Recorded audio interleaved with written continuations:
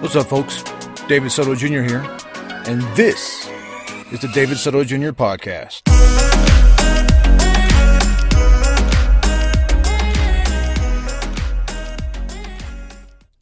What's up, folks? Welcome to episode 11 of the David Soto Jr. podcast. I am your host, David Soto Jr., and it is a warm, I'm not being ungrateful, but it's a warm day in Boulder, Colorado. I am recording the second episode. I had to roll down the windows and take a little break so I can cool off. It is warm in here. And it's just going to get warmer as we go on into spring and then eventually summer. So I still trying to figure out how I'm going to. I just started. I just started realizing that one of my issues that I'm going to have upcoming is not sweating my balls off when I do these podcast recordings.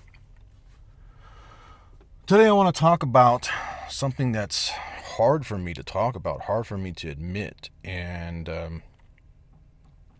that's drinking. I think I need to give up drinking. And in fact, and that's me not committing. That's me right there, not committing. I can't even say the words, right? I can't even say the words, but I need to give up drinking. All right. One reason why I need to give up drinking is I don't need any help being an asshole. I've got that covered on my own. Stone Stover.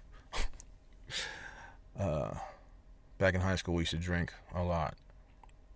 And we didn't want one of our friends to drive home, and he would say, I'm Stone Stover. So that's funny how that just came back to me.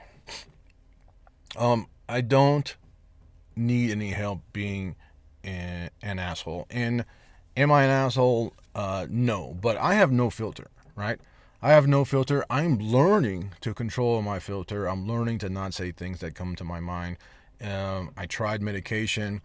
I didn't feel like it was working or not. Maybe I'll give it another shot. I don't know.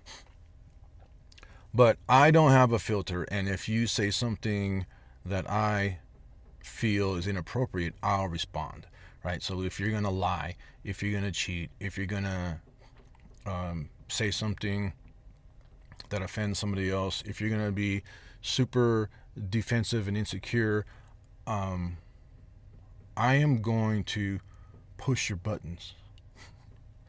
And so what happens is if I drink, my buttons get bigger. Right? And that's the way to look at it. Like, I have some control over what I respond to now. I'm getting better at that. But what happens if I drink is those buttons get bigger and they can easily get pushed. And if they get pushed, I lash out. I attack if I've been drinking. Right? I have no filter and I cannot stop. And so what I'm saying is I don't need any help. I've already have been diagnosed with a personality disorder. Which one? I don't know. General personality disorder. Thanks, guy at the fucking VA. But, so, whatever this personality disorder, whether it's, I don't know. We haven't gotten any more specific. Again, the VA I thought was helpful, and so far, no help. But I don't know how to combat this except for, I think some natural remedies being, I did some acupuncture a couple days in a row, and I really felt great and really felt calm and really felt relaxed. Also, I did notice on the meds that I took time to, like, my response time to people was a lot slower. Like, I did not jump down people's throat or want to anticipate. Last time I saw a doctor, I told him I'm not ready for any more meds. I want to see what I can do with some relaxation techniques. With spring is coming. I'll be outside, touching the earth, doing some training, walking, hiking, fishing, and I want to see if that will help. Also, I want to incorporate some type of meditation or yoga practice, and or both. All right. So I have my own issues, and they get exacerbated when I drink. Right. A clue that I don't need to be drinking is that every time I am around people and drink, I wonder if they ever want to talk to me again. I wake up the next morning almost every time, unless, here's the thing, I have a friend of mine who's been my friend for 20 something years. He is immune to my offensiveness. He is immune to my harsh comments. He's immune to my assholeness. And that's why he's the best friend I've ever had. Because he knows I'm a good guy. He knows I don't mean the things I say. And they never offend him. I've never been able to make him mad. I've been able to make a lot of people mad. Majority, 99.9% of the people in my life. So when I have been drinking, and maybe this is why I always blame him. I'm like, I don't drink unless I'm around you. And maybe that's because I feel safe. Maybe because if we're sitting around a fire or if we're barbecuing and we're sitting around the house watching football and we're drinking beer, the only person around me is him, and the only person who can get offended will be him. And like I said, he's immune to it. So I drink around him a lot. And here's the thing, it's not his fault, right? But if I am away, let's say I'm in Arizona for 5 months, and I come back to Colorado, the day me and him reunite is the first beer I'll have in 5 months. Again, it's not his fault, but that's just a circumstance. I drink around him. Now, if other people are around, he's introduced me to his friends, and I get along with all of them, right? I get along with all of them. But I know that if I'm around other people and I drink, including family, I always wonder, what did I do last night? I don't get necessarily blackout drunk and don't remember what I said, but I know that I talk a lot of shit, that I'll have no filter. And so when I wake up in the morning, or when we stop hanging out with people, like if it was for a night or if it's for a weekend, and I wonder, like, are they ever going to want to talk to me again? Are they ever going to invite me back out to be social, to hang out? Are they ever going to,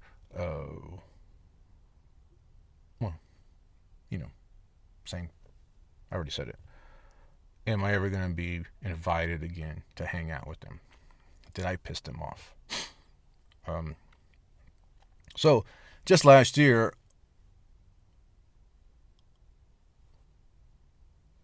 I had a big impact on a friend's relationship because I got shit-faced and had no filter and said, basically what I say is things people don't want to hear. I don't make shit up. I don't insult people. I don't say you're fat. I don't say you're ugly. I don't say you're dumb. I don't say any of that stuff. But I do say stuff that a sane person or a sober person might have the common sense or the dignity not to say. All right? And believe me, I say things that people don't want to hear sober, and I'm trying to hold them back. So if I'm drinking, forget it. There's no way of me holding back. So if you show some type of aggression, some type of, and it can be a weakness or a flaw, I'll point it out to you. I'll point it out to you. Like I said, I don't necessarily have to be drunk to do this, but if I am drunk, it's gonna happen. It's gonna happen. But so there's no malice in the things that I say. I don't say things to be a dick or to be mean. I don't say things, like I said, that are insults. But I will openly discuss something that most people probably would not, right? I get off track. So the fact that I have to wake up and after spending a weekend with some friends and wondering if they're, I was talking about my buddy. So I fucked up. I didn't want to say who I was talking about. So this guy,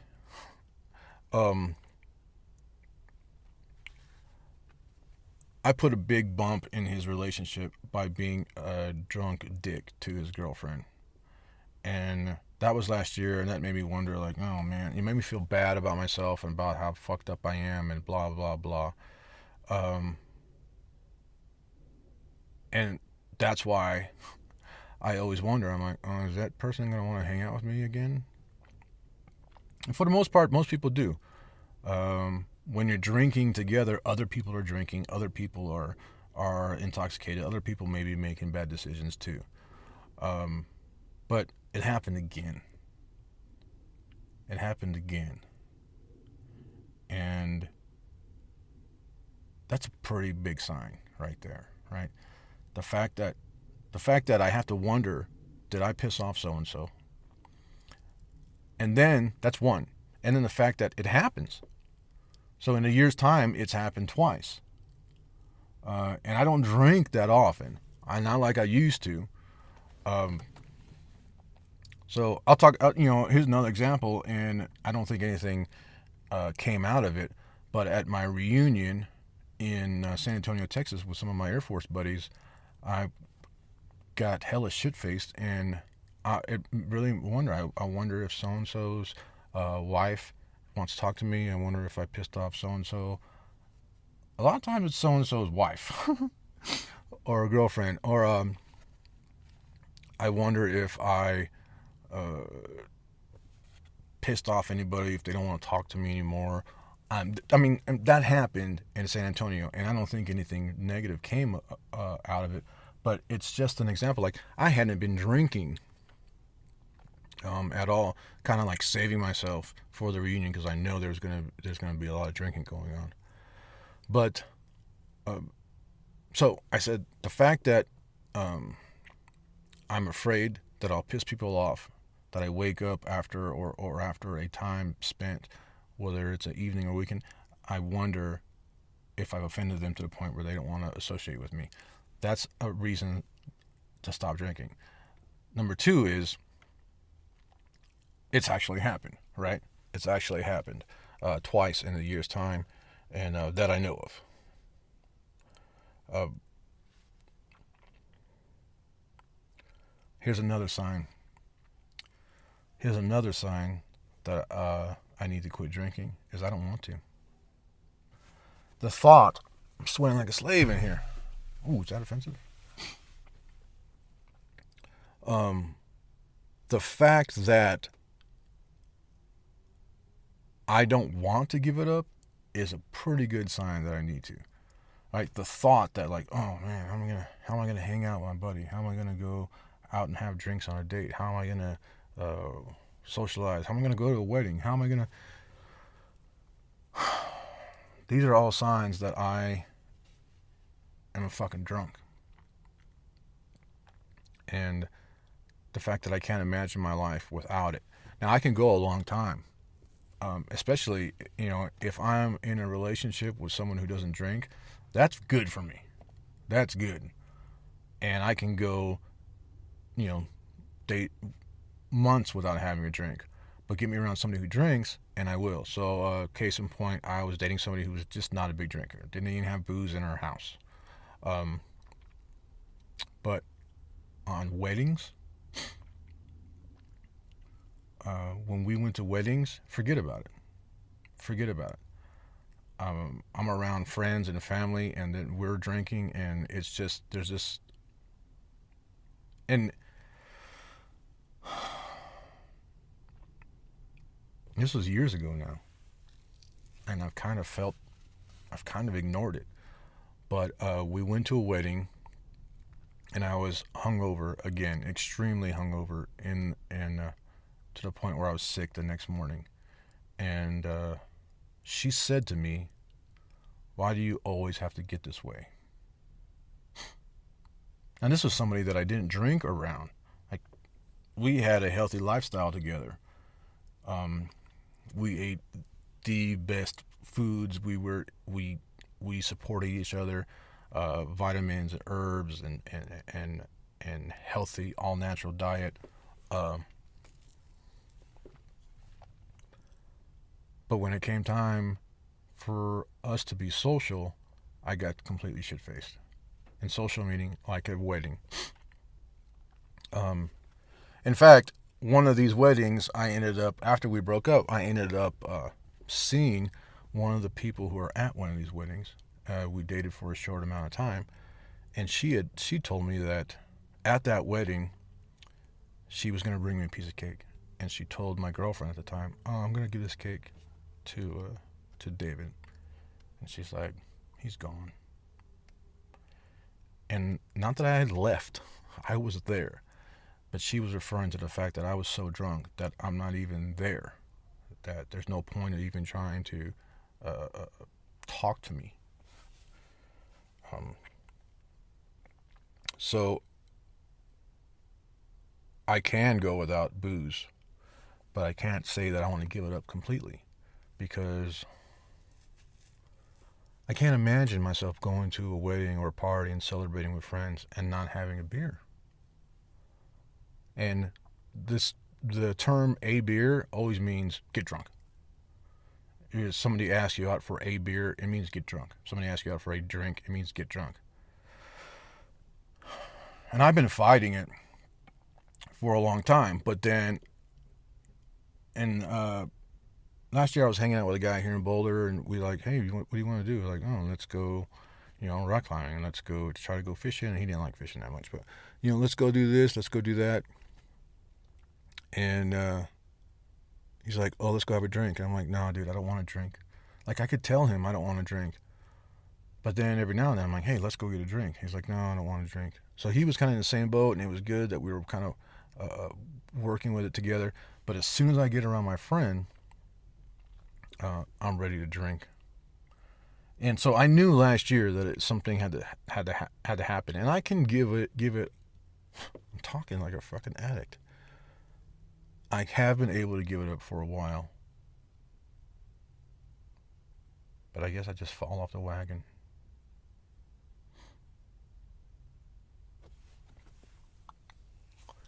Ooh, it's hot. So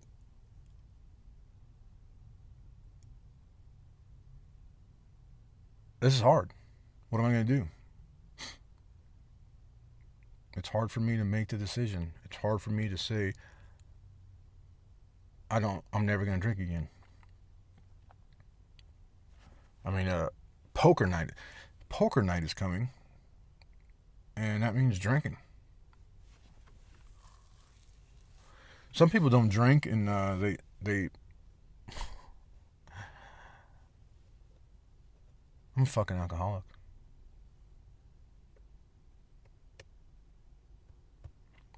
Anyways, what is the lesson here? I don't know. My podcasts are for me, and they're really what's fucked up is I listen to them. I enjoy listening to my own podcast, and sometimes I think, or sometimes I feel like I'm trying to get a message out to an audience or people out there.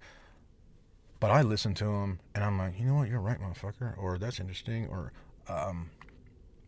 I'm absolutely 100% doing this for myself. So if it can help other people, I don't know. If you're a 6'7" Mexican American who drinks too much, then maybe what I am going through will help you.